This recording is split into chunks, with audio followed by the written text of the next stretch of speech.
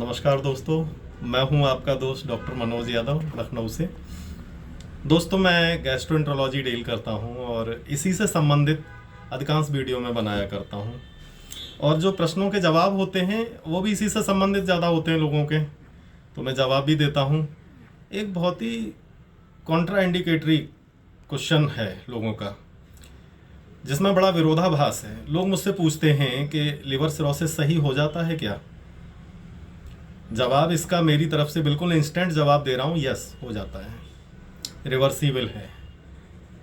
अब इसमें बड़े सवाल खड़े हो जाते हैं कि साहब इसको तो लाइलाज बीमारी में शामिल किया गया है, आप क्या कह रहे हैं? तो पहली बात तो ये है कि हमारे यहाँ लखनऊ में ही सैकड़ों की तादाद में हमारे तमाम भाई बहन बिल्कुल ठीक हो गए, जिनकी हम परेड करा सकते हैं। कुछ टेक्निकल मजबूरियां हैं जिसकी वजह से हम इसे पब्लिश नहीं करा सकते हैं। वो हमारी कहूँ कि मिनिस्ट्री की ओर से अभी कुछ इस तरह का हमें इंडिकेशन नहीं है कि हम इसे पब्लिश कराएं हैं। खैर, लिवर सिरोसिस क्योरेबल है, ठीक हो जाता है। डंके की चोट पे मैं कहता हूँ, इस बात को मैं कहता हूँ। कैसे हो जाता है, ये उन लोगों के लिए जवाब है जो कि हमारे फील्ड के ही हैं और एक्सपर्ट हैं, विशेषज्ञ हैं। वो हमसे सवाल को जरूर करेंगे कि भाई कैसे सही कर लोगे तुम, लिवर सिरोसिस तो ठीक होता नहीं है, तुम कहाँ से सही कर लोगे? मैं बताता हूँ। लिवर सिरोसिस डायरेक्ट नहीं कभी होता है। लिवर सिरोसिस की शुरुआत होती है या तो फैटी लिवर से होती है, या हेपेटाइटिस से होती है, या फिर किसी शॉक सिंड्रोम से होती है। ये होम्योपैथी का कॉन्सेप्ट है। शॉक सिंड्रोम मतलब कोई सदमा वगैरह कोई लग जाए, या फिर ओवर इनटेक ऑफ ड्रग्स से भी होती है, शराब से भी होती है। कई सारे इसकी वजह हो सकते हैं। मैं आज बड़ी तसल्ली से आपको इस बात को समझाने वाला हूं, क्योंकि समाज से भ्रम दूर होने चाहिए। भाई साहब, एक बात आप भी जानते हो बहुत अच्छे से, लोग बीमारी से परेशान नहीं है, बीमारी के डर से परेशान हैं। और बीमारी के लिए, अब भाई क्या कहूँ उन लोगों के लिए जो इतना डरा देते हैं लोगों को कि वो जिंदा रहते हैं ना मरे में शामिल होते हैं, इतना डरा देते हैं उसको लगता है इससे बढ़िया तो चलो मर ही जाए तो अच्छा है। लेकिन कतई मन डरिए, ना घबराइए। ये संसार में कौन सी ऐसी बीमारियां हैं जिनके इलाज संभव नहीं है? क्यों नहीं हो सकते भाई? इस सिस्टम में नहीं है, दूसरे में नहीं है, तीसरे में है। अल्टरनेटिव सिस्टम है, कई सारे मेडिकल सिस्टम है जिसे भारत सरकार प्रमोट करती है। डरने की बात नहीं है, बिल्कुल सही होगा। हाँ, इसमें लिवर सिरोसिस में अगर बीच में बात ला रहा हूं कि अगर कॉम्प्लिकेशन सबसे ज्यादा कहीं होते हैं तो वो पोर्टल हाइपरटेंशन में होते हैं। पोर्टल हाइपरटेंशन जो ग्रसित हैं लोग वो तो जानते ही हैं, जो आम आदमी है वो नहीं जानता कि ये हमारे लिवर की तरफ को इंटेस्टाइन से एक पाइप चलता है इस अंगूठे के बराबर मोटा, तो उसमें सारा का सारा ब्लड चलता है, फूड को लोड करके चलता है। तो जब लिवर कड़ा हो जाता है सिरोसिस में, तो वहाँ पे फ्लूइड घुस नहीं पाता, तरल पदार्थ, तो ये जो पाइप होती है थोड़ी सी चौड़ी हो जाती है और छन छन के पानी पेट में गिरने लगता है। असाइटिस कहते हैं उसको, हिंदी भाषा में जलोदर भी कहते हैं। ये पानी भर जाता है पेट में। ये कॉम्प्लिकेशन इसमें असाइटिस के इसके सिरोसिस के केसेस में ये सबसे बड़ी कॉम्प्लिकेशन होती है। सिरोसिस एक दिन में नहीं हो जाता, सिरोसिस होने में सालों साल लग जाते हैं लोगों को। बिल्कुल भी ध्यान नहीं देना चाहते लोग अपने स्वास्थ्य की तरफ। अब फैटी लीवर मान लीजिए हो गया, फर्स्ट ग्रेड का है, चलिए कोई बात नहीं है, 15 दिन में रिवर्स हो जाएगा। सेकंड ग्रेड का है, 3 महीने में रिवर्स हो जाएगा। थर्ड ग्रेड में आ गया है तो भैया कम से कम 6 महीने आपको इलाज लेना ही लेना पड़ेगा, वो तभी सही हो पाएगा। अब थर्ड ग्रेड पर भी अगर कोई ध्यान नहीं दे रहा है तो फिर फाइब्रोसिस होने लगती है। मैं बड़ी साधारण भाषा में बता रहा हूं। देखिए, सबका लिवर है और सबको सुनना है। ये नहीं कि भाई हम बीमार नहीं है तो हम नहीं सुनेंगे। भैया ईश्वर करे आप कभी बीमार ना पड़े, लेकिन कोई जान पहचान का बीमार है तो उसकी तो मदद कर ही पाएंगे ना। थर्ड ग्रेड में फैटी लिवर पहुंच गया, अब उसमें क्या, फाइब्रोसिस हो गई। फाइब्रोसिस में क्या रहता है कि लिवर में जख्म हो जाते हैं, पूरे लिवर में जख्म हो जाते हैं और ज्यादा सूज जाता है, फिर उसमें फाइबर फॉर्मेशन हो जाती है, इसी को फाइब्रोसिस बोलते हैं। फाइब्रोसिस के बाद में फिर सिरोसिस होने लगती है। सिरोसिस का मतलब होता है कि टिश्यू बिल्कुल डैमेज हो गया, डेड हो गया, उसका कोई फंक्शन ही नहीं बचा, तो ये होती है सिरोसिस। बहुत शॉर्ट में बता दिया मैंने, इतना ही काफी है शॉर्ट में बताना। अब सिरोसिस सही कैसे होती है ये मैं बता रहा हूं, और मैं डंके की चोट पे कह रहा हूं। अगर किसी के सवाल हो तो मैं जवाब दूंगा, एक एक जवाब दूंगा। सिरोसिस सही ऐसे हो जाती है कि लीवर जो हमारा होता है इसकी रीजनरेटिव पावर, पुनर्जीवन की संभावना लिवर में पूरे शरीर में सबसे ज्यादा होती है। लिवर अगर आज खराब है, बीमार है, आप इससे जहर हटा दीजिए, इसके बीमार करने वाले के उन कारकों को हटा दीजिए, ये अपने को फिर से रीग्रोथ कर लेगा। ये बड़ा वफादार ऑर्गन है तो एक ही अंग शरीर में, ये बहुत वफादार है ये।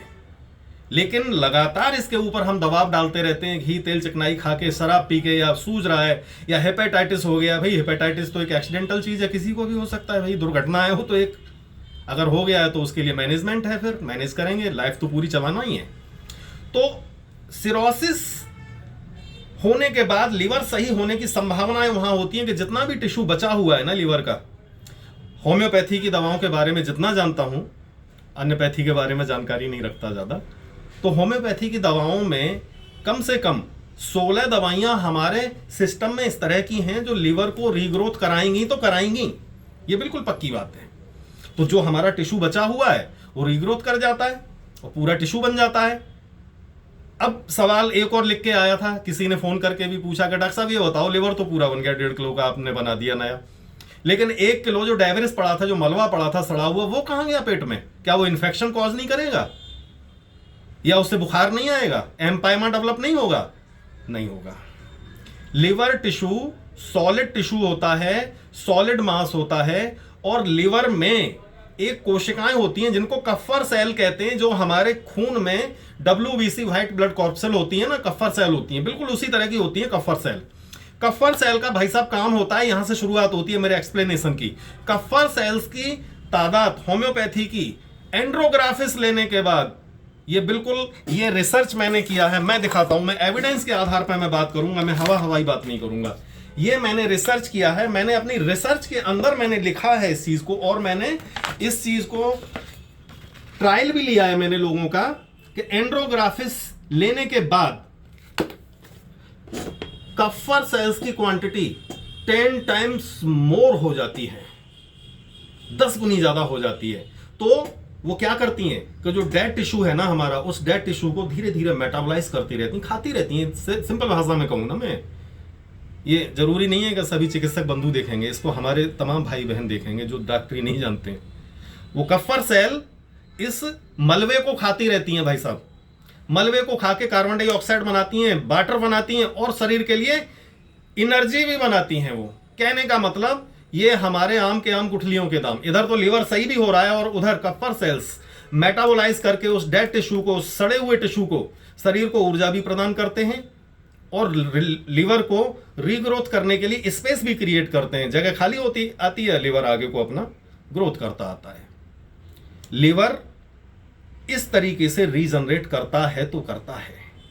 अब ये मैंने बहुत शॉर्ट में बताया, हालांकि मुझे तो 3 साल से 6 साल के बीच का समय लगा है रिसर्च करने में, और मैंने हजारों लोगों पर इसको आजमाया है।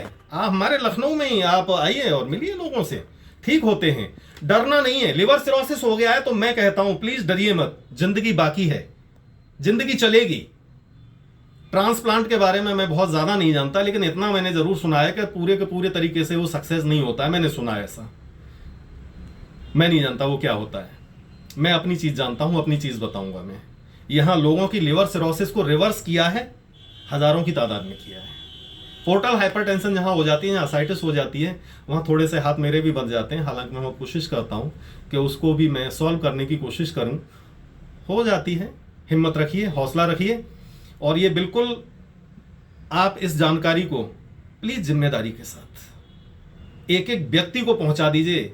एक एक व्यक्ति के पास ये जानकारी जानी चाहिए, और उसको ये उम्मीद जागनी चाहिए कि वो अभी भी जिंदा रहेगा।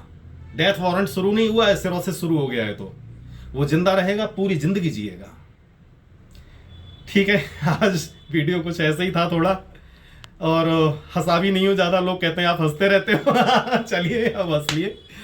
इस वीडियो को शेयर जरूर कीजिएगा भाई साहब, बड़ी मेहनत करके मैं आप लोगों के लिए लेके आता हूं। बस यही उद्देश्य है कि ये देश सुरक्षित रहे, स्वस्थ रहे, हम सभी भाई बहन खुश रहें इस देश के। जय हिंद, नमस्कार।